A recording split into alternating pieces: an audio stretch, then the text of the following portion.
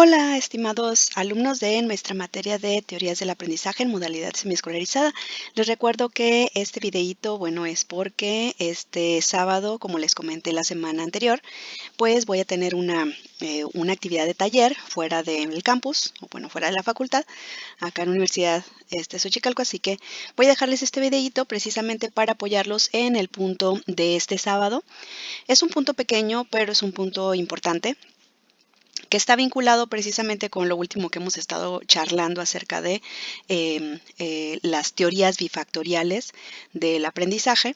Y en este caso nos vamos a concentrar particularmente en la teoría del condicionamiento respondiente, ¿vale? Así que, pues, corre videíto. Espero que les sea sencillo. Una de las cosas más importantes cuando hablamos de cualquiera de las dos teorías del condicionamiento, es decir, ya sea operante o respondiente, lo importante es saber por qué parecen funcionar o por qué parece que algo modifican en el organismo, ya sea por el algoritmo que ya habíamos visto, donde hay estímulos discriminativos y consecuencias que llamábamos reforzadores, ¿recuerdan? O bien porque hay estímulos que se aparean, como lo vimos en el algoritmo precisamente de condicionamiento respondiente, ¿verdad? La pregunta esencial de todo psicólogo aquí sería ¿por qué funciona? ¿Qué pasa en el organismo? ¿Qué pasa en el sujeto?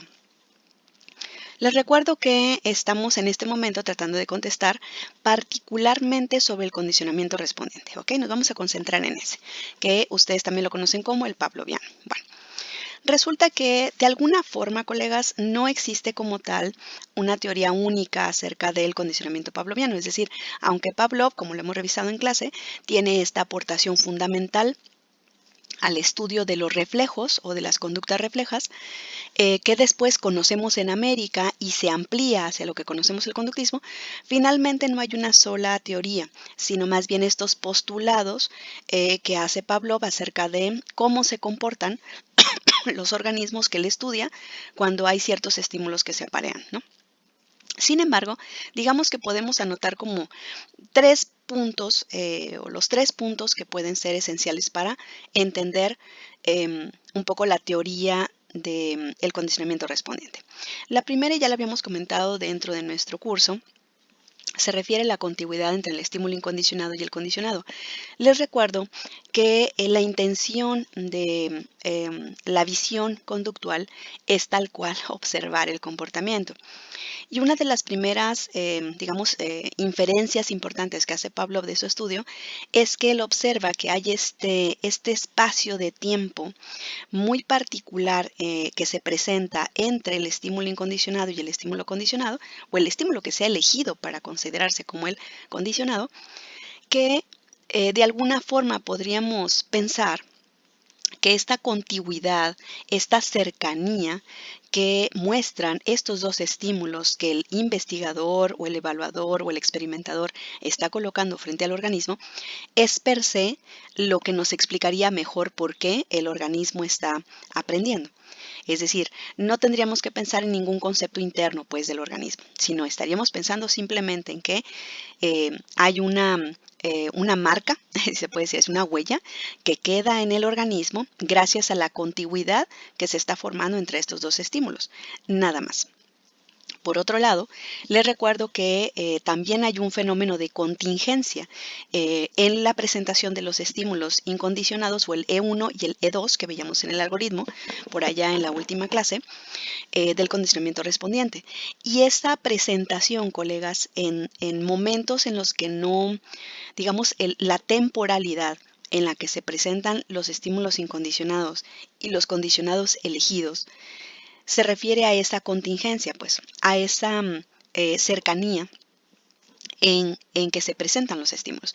Les recuerdo que hay una presentación incluso hasta demorada en algunos estímulos condicionados que podrían explicar de alguna manera el aprendizaje de un organismo, pero recordemos que la contingencia entre el E1 y el E2, que luego será el EC, entre más cercanos se encuentren, apenas divididos por algunos segundos, o sea, se presenta el estímulo incondicionado, la comida hacia el perro, y el estímulo condicionado, la luz, el timbre o cualquier estímulo junto con la comida, Si este apareamiento, esta contingencia, esta presencia inmediata del estímulo condicionado se presenta, se le conoce como esta contingencia, pues esta inmediatez en la que se presentan los estímulos. Así que eso parece ser un aspecto muy poderoso para poder explicar por qué un organismo parece aprender. Y la otra condición, digamos, importante en el punto C es exactamente qué parece que se aprende por parte del organismo, ¿no? Es decir, podríamos pensar, colegas, que el perro condicionado de Pavlov aprendió en su momento algo sobre las batas blancas, por ejemplo, que existen batas blancas en el mundo y que la bata blanca en algún momento se parece a la comida. Por ejemplo, pensemos si eso creen ustedes que se quedó en la cabeza, digamos, o en el organismo del perrito. ¿O creen ustedes que en el perro se ha quedado más bien como ese fragmento, como una especie de foto en la que se presenta la bata y la comida? ¿Ok? Como si fuera una fotografía guardada, solamente como una huella, ¿no? O sea, no se aprendió nada sobre las batas o sobre las comidas del mundo, solamente se quedó como una foto en sus cabezas, ¿no? Imagínense que ese pudiera ser el otro fenómeno. O bien, a lo mejor lo que ha quedado guardado o en una huella dentro del perro o en su repertorio, pues, comportamental, es precisamente solamente como una cadena, como si quedaran unidos, en este caso, el estímulo incondicionado y el estímulo condicionado. Como que ustedes saben que el agua está mojada, pues, ¿ok? Simplemente que hayan quedado ahí como una especie de vivencia, ¿no? Si se fijan, es medio complejo, pues, o sea, de alguna forma poder decidir exactamente qué aprendió el organismo cuando fue presentado con estos estímulos. Pero hay al menos dos propuestas desde el condicionamiento respondiente que intentan explicar un poco esta parte, ¿ok? La primera se le conoce como la teoría de sustitución del estímulo, colegas. En esta, según Pavlov, que les recuerdo era médico, él trata de hacer una vinculación entre lo que está pasando con sus perros de experimentación y si hay algo neurológico. Les recuerdo que hemos dicho desde el principio de esta clase que la visión conductual trata de alejarse de conceptos mentalistas o interiorizados, ¿no? En este caso, Pavlov, que es digamos, quien origina parte de la escuela conductual allá en la Unión Soviética, no tiene empacho, si se puede decir así, en considerar que sí existen cambios fisiológicos o neurofisiológicos en algún momento que son impulsados por este condicionamiento. Solamente que en su momento, bueno, pues él los llamó teorías porque no había tecnologías, ¿no?, para probarlo, o era difícil tener lo que hoy tenemos como los escaneos cerebrales. Sin embargo, él ya lo hipotetizaba. Vean que aquí, como indico en la diapositiva, colegas, para Pavlov había que generar una conexión definitivamente entre el cerebro, o sea, el órgano cerebral tenía que hacer una conexión entre este estímulo condicionado y la respuesta incondicionada que se presenta en este algoritmo. Por lo menos para Pavlov parece, como dice acá, que era posible que la asociación constante llegara a estimular un área cerebral indirecta hacia el área de salivación, de tal forma que en este caso la respuesta incondicionada y la respuesta condicionada excitarían al final la misma zona del cerebro. O sea, para Pavlov en este punto, colegas, no es que tendríamos un desarrollo nuevo en el cerebro, sino más bien la relación entre estímulos y respuestas que se establecen a partir del paradigma o del algoritmo, simplemente usarían zonas cerebrales que ya están destinadas para un reflejo y llegaríamos a ese reflejo a través de una vía, digamos, un poco como indirecta. Como quien de alguna forma tiene en su casa un conmutador o las secretarias que tienen un conmutador y es la misma vía, pues todos hablamos a partir de que entra esa llamada, ¿no?, al mismo teléfono, pero ella tiene, como secretaria, tiene la posibilidad de redireccionar a diferentes departamentos las diferentes llamadas. Entonces, no propone Pavlov tanto como un cambio cerebral como tal, sino más bien que aparentemente hay una conexión que se establece entre algún tipo de área que ya se dedicaba a alguna función fisiológica como la salivación, el parpadeo, el latido cardíaco, etcétera, y podíamos hacer una vinculación ¿ok? Con los estímulos y las respuestas condicionadas. Vean que aquí Pavlov, este es un pequeño extracto de palabras tal cual de Pavlov. Dice, la vía del reflejo innato se encuentra formada en el momento del nacimiento. Por eso les advierto, para Pavlov los reflejos están ahí fisiológicamente desde siempre, pues la capacidad de parpadear, de que nuestro corazón lata, de salivar ante la comida, son reflejos innatos.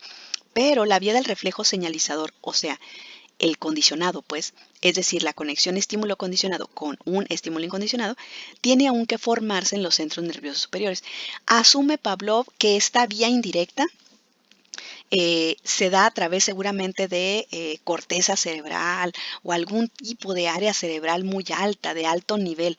Él asumía que, digamos, como la vía neurológica de los reflejos ya estaba ahí, ya existía, pero cuando presentábamos cosas que ni se parecían a la comida, como la bata blanca o un timbre, eso iba a estimular centros nerviosos más altos que están preparados para adaptar mejor al sujeto, pues, y por lo tanto aprender cosas más complejas, ¿va? Entonces, básicamente en esto constituye en esencia la teoría de Pavlov y de alguna forma él no se refería a esto como un comportamiento netamente nuevo, sino más bien que era una tendencia, como él decía, de responder de formas viejas a estímulos nuevos, haciendo una especie de como de capas como en las cebollas, ¿no?